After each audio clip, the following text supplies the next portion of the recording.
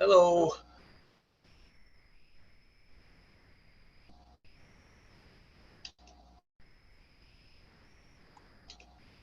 Can you all hear me? Yep. Good. I had the darndest time signing on tonight for some reason.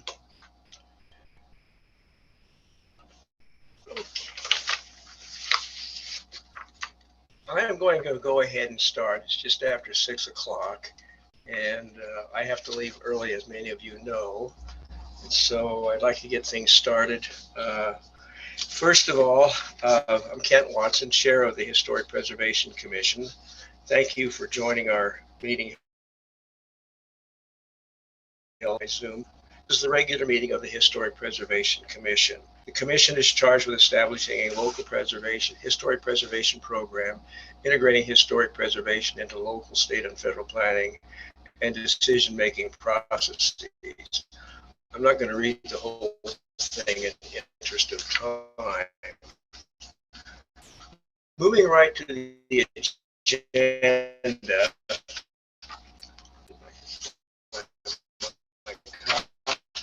Here.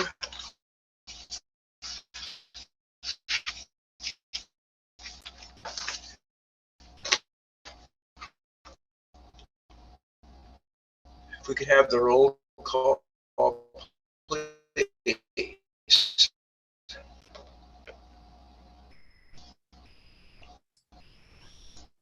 Steve Adler is absent. Kathy Bickenhauser. Hello, please. I'm here.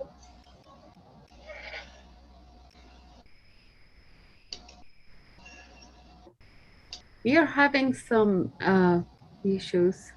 Can everyone hear me? Yes. I can hear you. Great. Go ahead. Paul Felicity, Here. James McDonald is absent. Lee Fredrickson. Here. Patrick Swart. Here. John Shees is absent. Kent Watson. Here.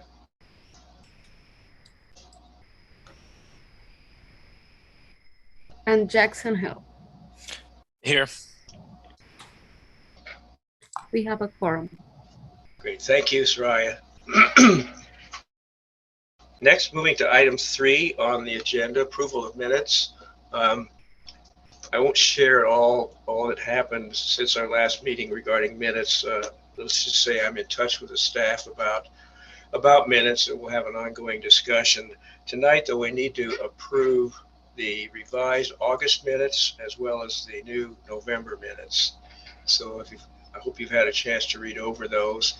The August minutes got a bit complicated, and I'm in conversation with Soraya's supervisor regarding how minutes are done and so forth. It's been a while since I've had to engage with the city staff on these kinds of things, so that's an ongoing discussion. But in the meantime, if you all have had a chance to review those minutes, have any comments or corrections? Hearing none, I would entertain a motion to approve. So moved. Moved by Paul, second. Second. Second by Jackson. Thank you. All in favor, say aye or raise your hand. Thank you. Okay. Item 4, public comment.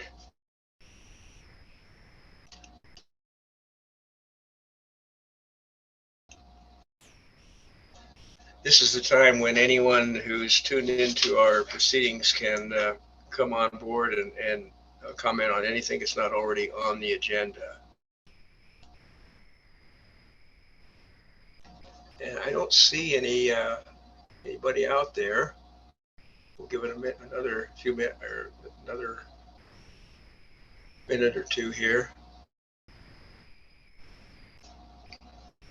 And I should add while we're waiting that there's no action items on tonight's agenda. I have to leave in just a very few minutes in order to participate in the Missoula Symphony Chorale rehearsal. Our concerts are this weekend, so it's a busy, busy week.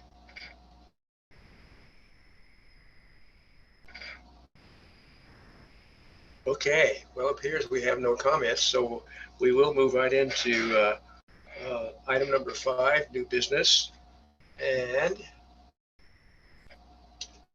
is Kalina here? Yes, I just promoted her.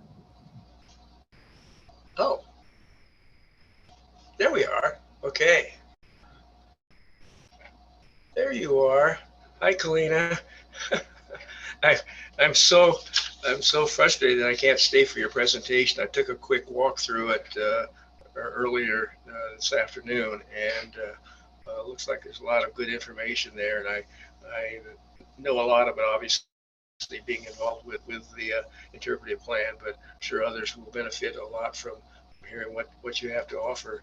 And I will just disappear at some point, and I'm going to hand the chair over to Paul, who's agreed to take it on since he has a lot of experience in this area.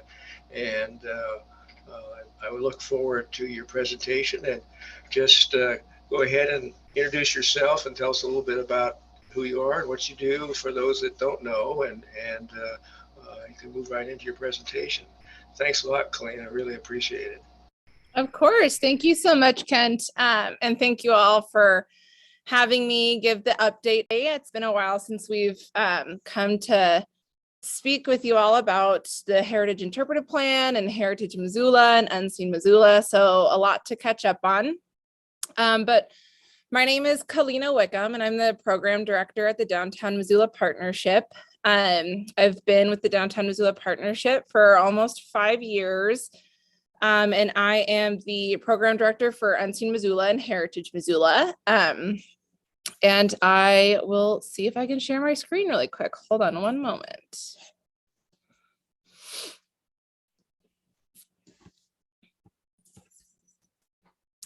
Okay.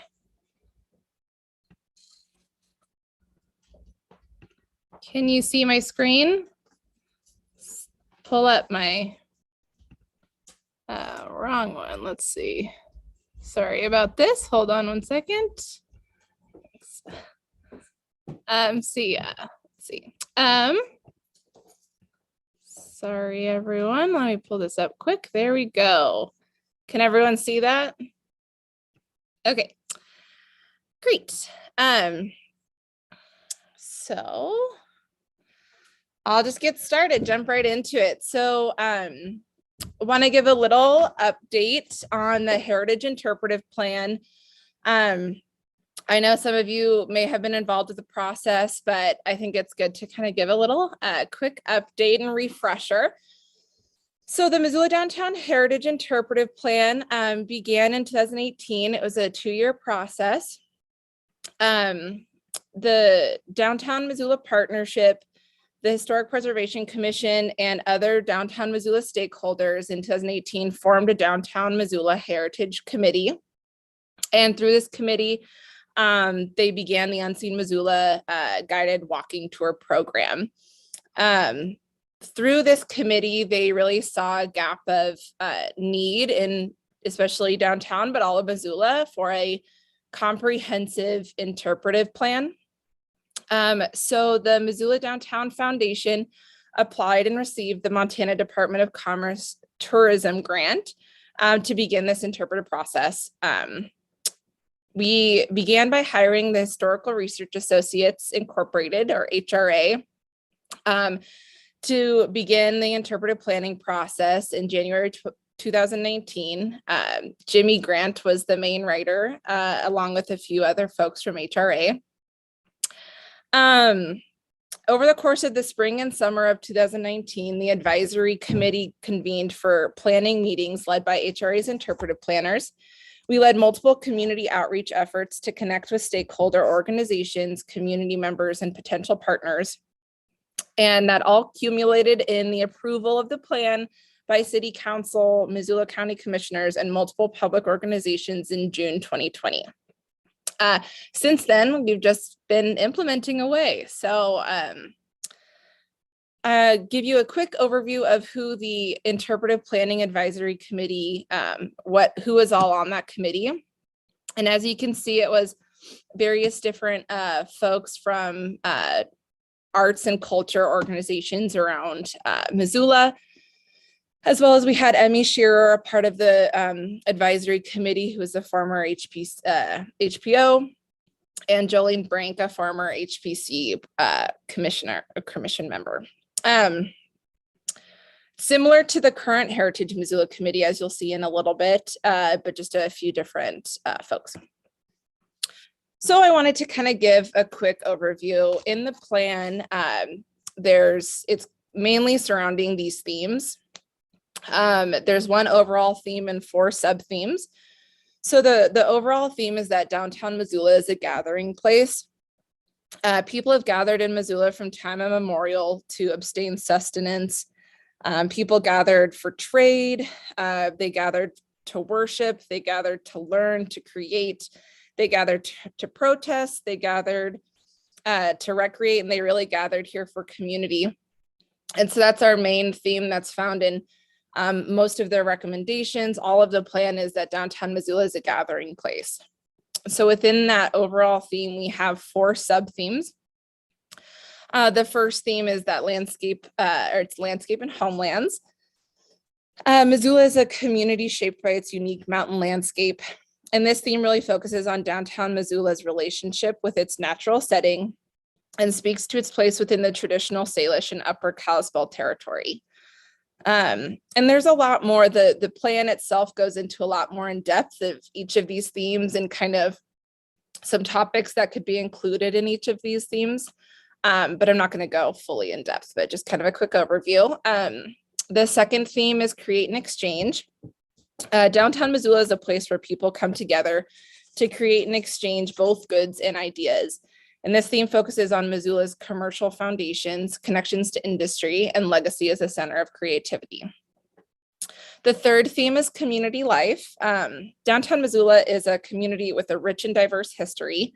This theme relates to the stories of people who have converged here, the places and events that have happened here, and the ordinary and extraordinary things that distinguish it. And lastly, the fourth theme is memory and experience. And throughout its history, people have had many different experiences in downtown Missoula. This theme acknowledges that Missoula is a place experienced and perceived differently by different people. So, from the Heritage Interpretive Plan, once it was approved, we decided that we needed to form a program that instilled everything that this plan created, and then also an entity to start implementation. So we created Heritage Missoula. And Heritage Missoula, at Heritage Missoula, we honor our legacy by bringing people together to celebrate the past. Together, we use our history to better understand ourselves and our goals for the future. It's a comprehensive heritage program that shapes the downtown experience and celebrates the distinct character of the community by tying together key natural and cultural resources into a cohesive network. So pretty much this program is focused to be that central organization that can initiate community heritage projects and work with various community partners to build cohesion among the various heritage-related projects already happening in Missoula. We have been the main entity so far to really implement these projects, but Heritage Missoula is really meant to pull together various organizations and entities who are implementing their own parts of heritage interpretation and create this cohesive network. And so, you know, the HPC is a really big partner in this implementation process. And we really, and so is the Historical Museum at Fort Missoula, the University of Montana. So we've been this kind of central organization to bring folks together to make sure everyone's not doing the same thing and kind of creating this really great collaboration effort. This group is made up of nonprofit leaders, heritage leaders, and city and county leaders. So a quick overview of our committee. We have Elizabeth Johnson, who's the new HPO involved, and Kent Watson as well, along with a lot of the other folks who are in the Interpretive Plan Advising Committee, plus some new ones like Carl Olson from the Missoula Public Library, and Kia Lezak from the Zootown Arts Community Center, and Thompson Smith from the Culture Committee. It's been really great to have a lot of these different community members involved to really create this vibrant network that we're trying to get there. So that was a brief overview of kind of the plan itself and where we've gone to for the Heritage Missoula. But I want to talk about a little bit of the projects that we've accomplished since the approval of the plan. And it's the exciting part. So I'll first talk about Unseen Missoula, the guided walking tours. As I mentioned earlier, the guided walking tours began in 2018. We started with 2 tours that year. It was Basements and Back Alleys and the Secrets of the Clark Fork. The Secrets of the Clark Fork didn't do as well as we had initially thought, so we kind of transformed that into a different mainstay. So now our 2 main tours are the Basements and Back Alleys and Hotels and Hooligans. The Basements and Back Alleys tour takes a holistic look at downtown life during Missoula's transition from a marginal frontier town to a major local economic and cultural center from 1880 to 1920. And the Hotels and Hooligans tour focuses on daily life and culture in Missoula during the city's railroad boom. So those are our 2 mainstays of Unseen Missoula, but we also have a few specialty tours. We have the Pedal Through the Past tour, which is a bicycle tour, really fun along the river. We have the Music History tour. We've done that one around River City Roots Fest in August for the past 2 years, and that one's a really great look at our music history in downtown. And then finally, we just began offering the Screams and Spirits tour, which is a haunted tour.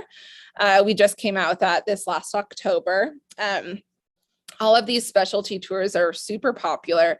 Folks really love going to them, and it's really great to be able to offer these different varieties other than just our 2 mainstays, but it's really great to have this wide breadth of tours that we can use. We also offer group, school, and conference tours throughout the season. The season's April through October. And that's something that we've really been looking to expand in future years. So I pulled some fun data out for you all. Since its inception in 2018, the Unseen Missoula program has raised over $21,000 in revenue. We've had a little over 2,100 attendees, and a little breakdown of the attendees. We've had folks from 28 different states, over 1,100 from Montana, and 933 of those were from Missoula. And then the next top states, and there was 173 from Montana in general, but then the next 3 top states were California, Colorado, and Arizona. Kind of a fun thing to see, but it's definitely more of a local draw than it is visitor, but I can kind of see that there might be a shift happening with all the folks coming in here. So it's a really great tool for us to educate our residents and locals about our local history, but also showcase who we are and our spirit of place to visitors when they come to downtown. It's been a really successful program, and we're really excited to continue growing these tours. So the next main project that we've been able to implement has been our interpretive wayfinding kiosks. This is a photo of our first interpretive kiosk that we installed at the Missoula Public Library in October of 2020. The content was written by the Salish Kootenai Culture Committee. And the content tells the story of how Missoula has been a central part of the homelands of the Salish and Kalispel nations for thousands of years, how it has been transformed in recent centuries, and how it continues to be a place of importance to tribal people today. And this was our first one, like I mentioned. So our second one that we just installed was at the Missoula Art Park. And this content was written by Kayla Blackman at Historical Research Associates. And this content focuses on the arts heritage within Missoula and how that energy speaks to Missoula's spirit of place. So these kiosks really encourage audiences to make meaningful connections to the shared experience through education and storytelling. And we decided to connect them with the other side of these, which I didn't put a photo on, is a map of downtown Missoula. And we wanted to connect with the Wayfinding Plan, the city's Wayfinding Plan that was created in 2013. So we can help citizens and visitors find their way in community assets while showing who we are and the spirit of our place. So alongside these kiosks, we have the Heritage Missoula Legacy Trail. And these medallions are installed with each interpretive kiosk. The Heritage Missoula Legacy Trail is the beginning of a cultural pathway that will guide audiences with bronze sidewalk medallions on a downtown heritage tour. These trails provide clear direction for audiences to immerse themselves in heritage experiences. And some notable examples of other heritage trails are the Boston Freedom Trail, the Rochester Heritage Trail, and the Cincinnati Brewing Heritage Trail.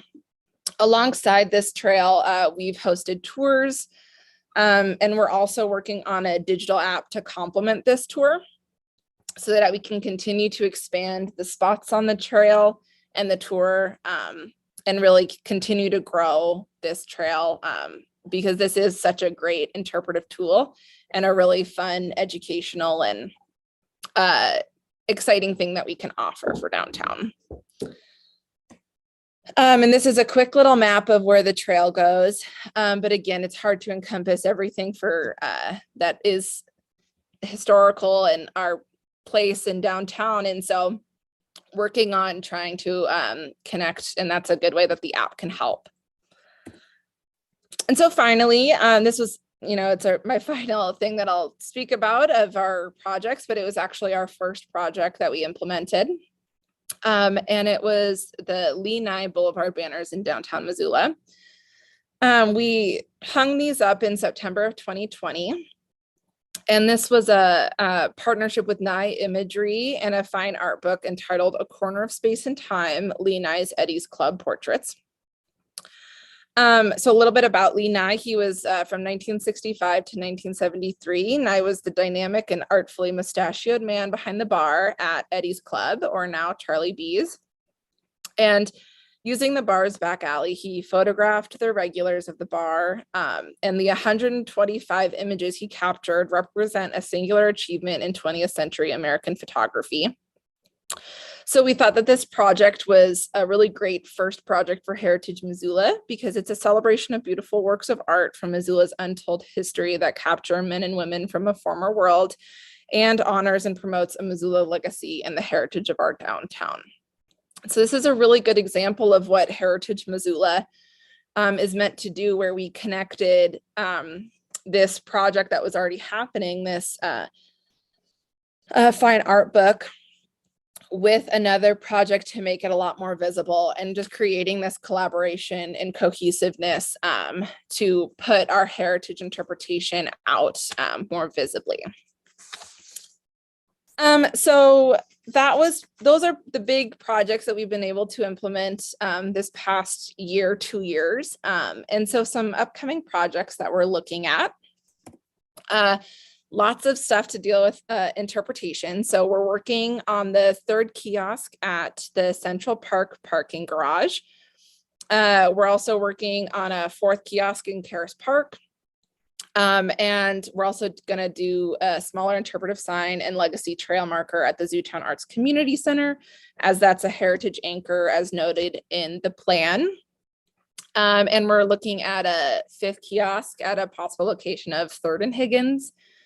And we have a lot of things to do for Bear Tracks Bridge interpretation, which has really led us to maybe we might need to do an exhibit media plan to have a clear understanding of what interpretation needs to be in Karis Park.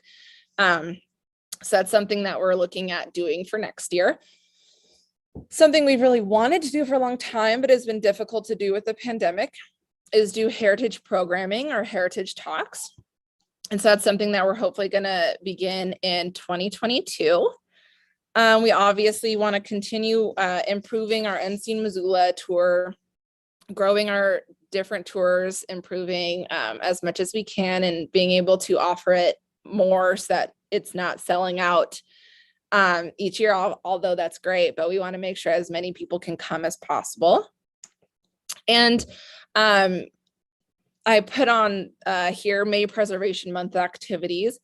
These are just some ideas that we've had, some ideas that we've done in the past, but I think this is a really great way that we can work together with the HPC to see of ways we can promote our heritage. So some ideas were pop-up exhibits, special tours, heritage talks. But you know, what we're really looking at is we really love to help support any project that does really pop up. So if something comes up, we hope to hear about it so we can help in any way we can. And we're really looking forward to all the things that we can do in 2022. So that's it for my presentation. But I would love to hear any questions or thoughts or anything from the commission. Thank you all for having me. Thank you, Kalina. That was great. Any comments, questions from the commission?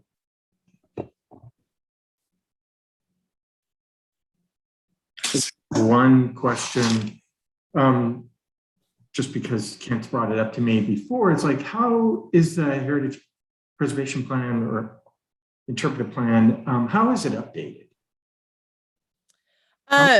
Process. Like, how often will we update it? Yeah. So I don't think we have a set time, as it was just approved in 2020. I think we would look at it on I don't think it would be an annual basis. But I think it's just kind of looking at when we would need to. I know the master plan gets updated every 10 years, I believe, or maybe it's 29, I think it's 10. So that's definitely something that we can look at for in the future, but there's no set time. Thank you. Anyone else? Any questions? Okay. Well, again, thank you very much for that presentation. It was great information. Yeah, great. I'll stop the share. Thank you so much for having me. And if anyone has any questions, and again, like the Historical Preservation Commission is a great partner in this. It was the HPC and the Downtown Missoula Partnership that really created this plan and moved forward with this plan. And if there's any way that we can help with the implementation of this plan, that's what we're here for. But I'd really love to find ways that we can support you and the HPC can support us in these different projects. But I really appreciate the time, and I'm glad that I could give you all an update. Thank you. Lena?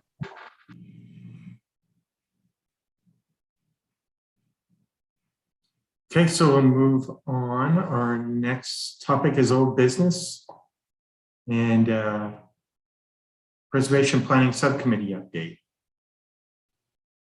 You want me to take that, Paul? Okay, thank you. Yeah. Okay, so we held our first Preservation Planning Subcommittee meeting Monday, late afternoon. It kind of ties in pretty closely to the presentation y'all just heard. So just kind of building off what Kalina had said, we're looking at ways to find greater HPC involvement with the Downtown Heritage Interpretive Plan, as well as ways that we can start thinking beyond that. So ideas for how to take it beyond downtown and into other areas. So as always, if anybody is interested in joining that subcommittee or has ideas for said subcommittee, please feel free to send it over to me in an email. As of now, our next meeting is tentatively scheduled for the last Monday, of December, which I believe is the 27th.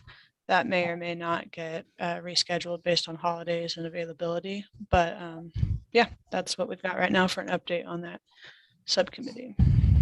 Thank you. All right. Next item is Build and Watch, which I believe is open for anyone's comment. So if anybody has any building or project like to talk about, now's your opportunity. Call it to everyone's attention. Kathy? I was wondering, did the project ever get started with the historic apartment complex at the end of Third? It's Third and Orange, I think. Third and Russell. The one we did the HPP for? Yeah.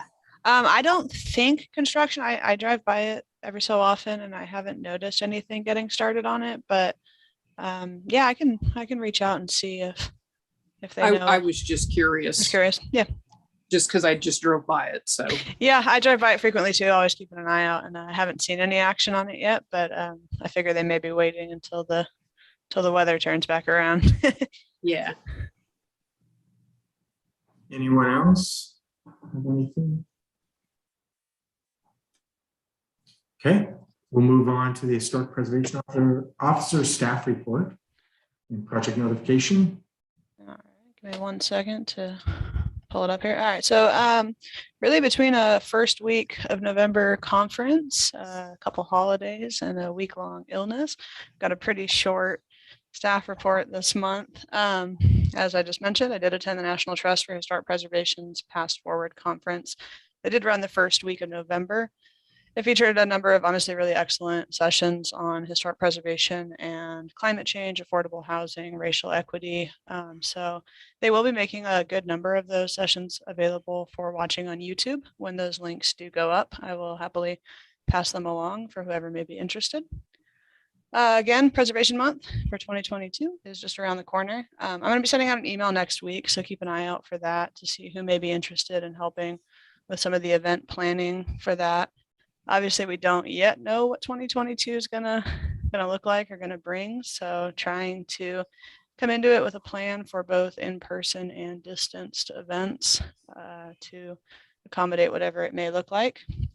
Just a couple project updates. On my staff report, I originally wrote that we'll be holding the pre-application meeting for the post-hospital next week. It seems as though that may be needing to be moved back. So I will certainly keep you guys in the loop when we get these meetings on the calendar again. The Moon Randolph site visit, I sent out an email after our last meeting that I discussed it further with Katie from the homestead and decided it was best to try to schedule that site visit in the spring. We will have to hold it as a special meeting of the HPC if we're going to have us all there together. But I'll reach out when it gets closer so we can all find a date that works best. Kathy, I know your schedule is pretty complicated once the weather warms back up. So perhaps you and I can find a time to talk before then to see what would work best with you to make sure that you can be included in that. As for demolition permits, I signed off on 4 over the past month, 1555 South 11th Street, 1800 South 7th, 919 Cleveland, and 726 Rollins. None of them were individually listed in the National Register of Historic Places. And then in a kind of unusual thing on the staff report here, I put a category for next up, wanting to know if there's anything that y'all would like to see as future agenda items, or if there's anybody on the commission who's been doing anything awesome that they would like to update folks on. Trying to open it up and see if we can make some of these agenda items cater to what y'all would like to see. So if anybody has any thoughts on that, please speak up now, email me, find some way to communicate with me if there's something you would like to see. And that's pretty much the end of my staff report, Paul.